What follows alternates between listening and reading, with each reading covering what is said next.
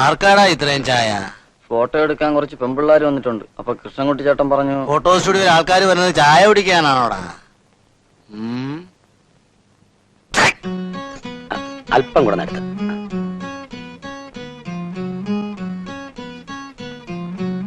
Ready?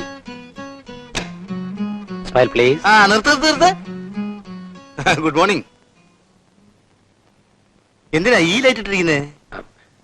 അത് 3 പേര് നിൽക്കുന്നോണ്ട്. 3 പേർക്ക് എന്തിനാ ഈ ലൈറ്റ്? അത് ഇവിടുന്ന് സോഴ്സ് വെച്ചിരിക്കുക. എന്ത് സോഴ്സ്? ഒരു സോഴ്സിന്റെ ആവശ്യമില്ല. ഇവരെന്തിനാ ഇങ്ങനെ നിർത്തിയിരിക്കുന്നേ? അവര് നിക്കണമെന്നാ പറഞ്ഞത്. അല്ല, ഫ്രെയിം എങ്ങനെ ശരിയാവും? കോമ്പോസിഷൻ എങ്ങനെ ശരിയാവും? അറിയാം. അല്ലെങ്കിൽ കൃഷ്ണൻകുട്ടി എന്തിനാ വെറുതെ പണിക്ക് പോകുന്നത്?